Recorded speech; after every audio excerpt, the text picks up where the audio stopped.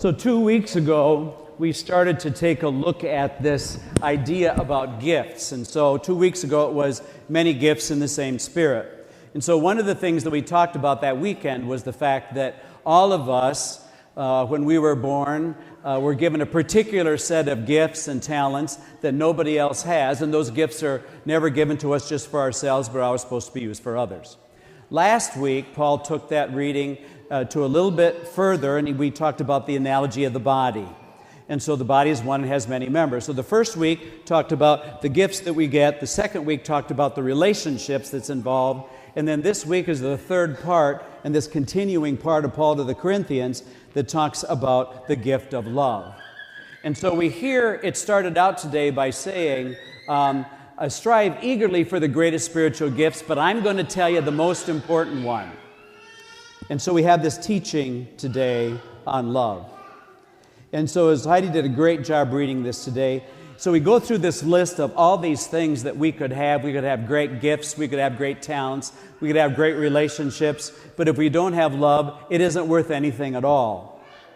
In fact, he winds up saying, if I give everything I have to feed the poor and hand over my body to be burned but don't have love, I gain nothing.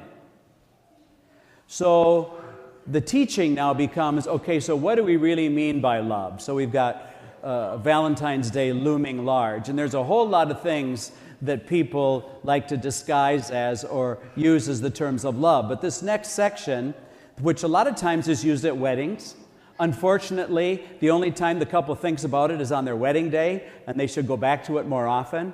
This is one of those scripture readings that you should Xerox and put on your refrigerator with one of those ugly plastic banana magnets.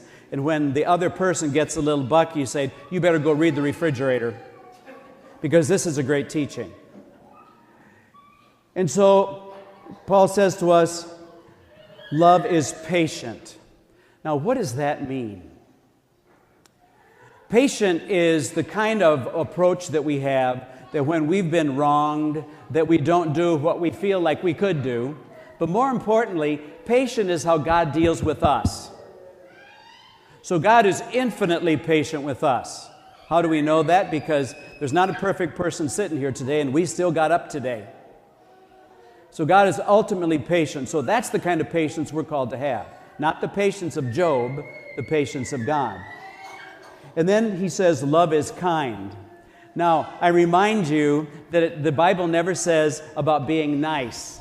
You'll never find that four-letter word in the Bible. Do you know what the word kind really means? Is scripturally? Kind means treating everybody exactly the same.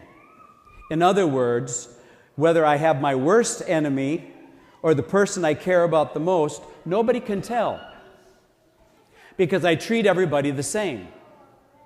My body language, my actions, my thoughts, my words, that's what real kindness is. It's an equanimity, it's an equalness that we treat everybody with. Love is not jealous. The simple thing about jealousy is this.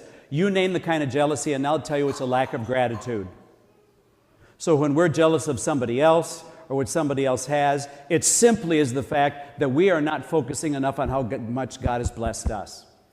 It's not about what we don't have. It's about what we don't realize we already have.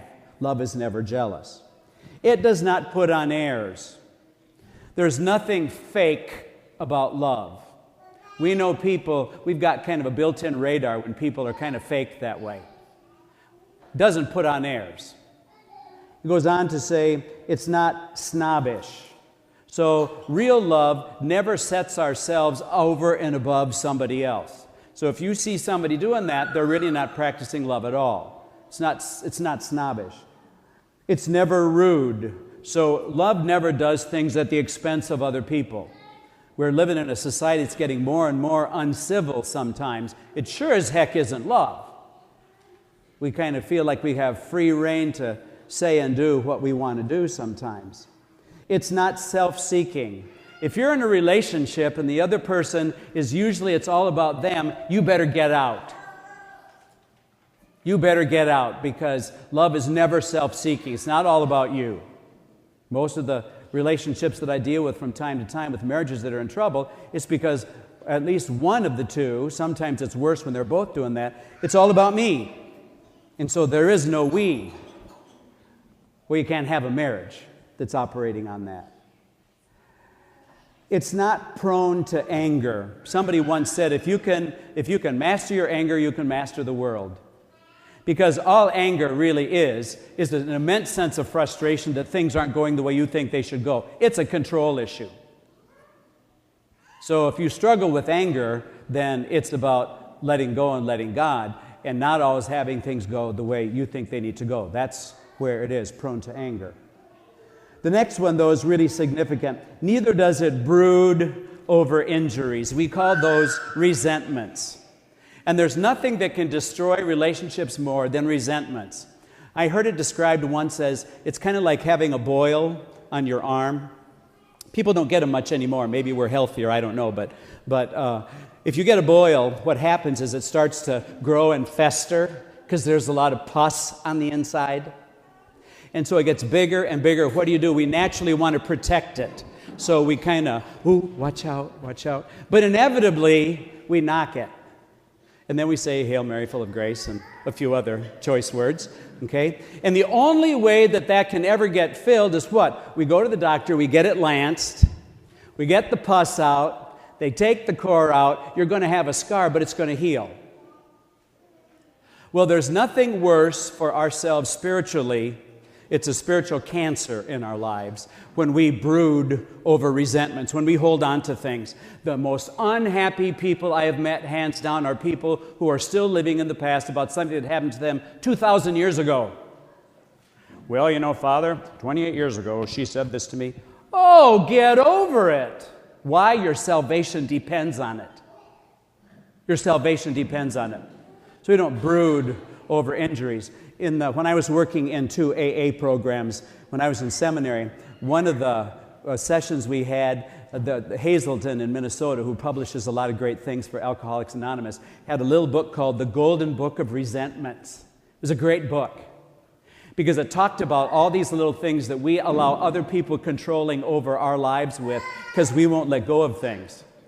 And so the book basically said, if you want to blow your sobriety, if you want to screw up, then keep holding on to resentments.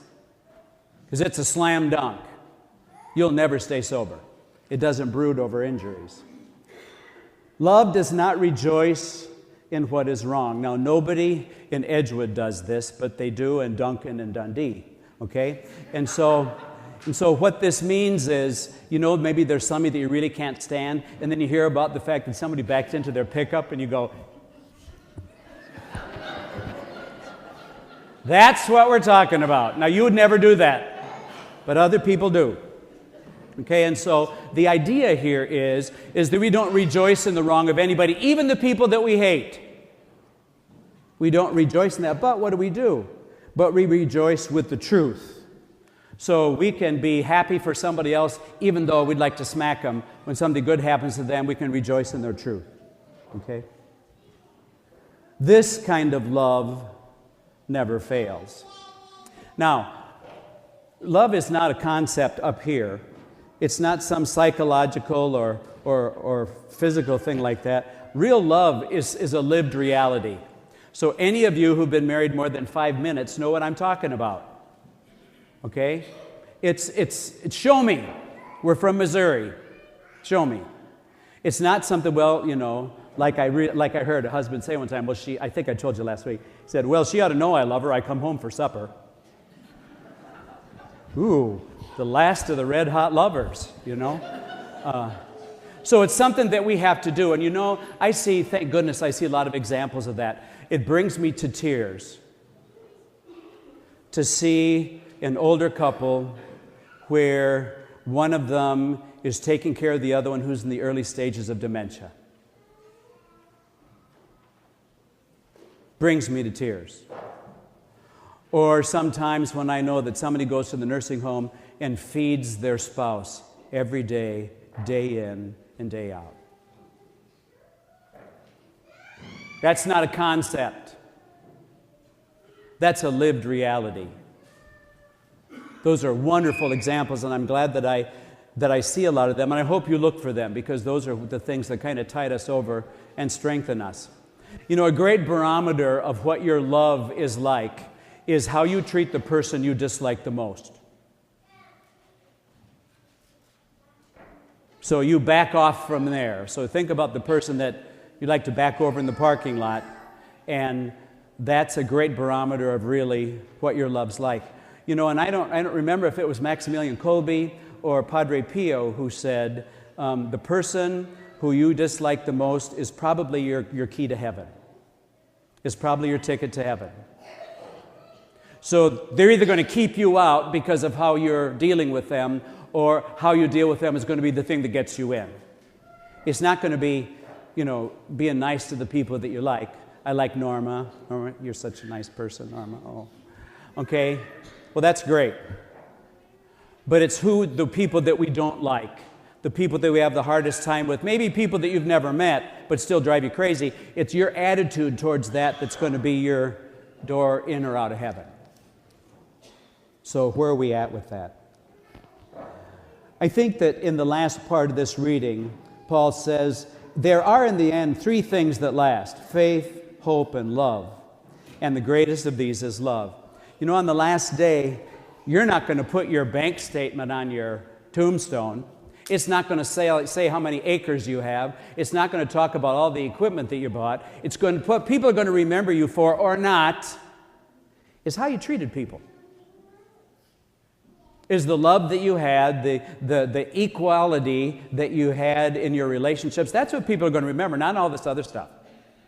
Because only what we do for Christ will last. Only what we do for Christ will last.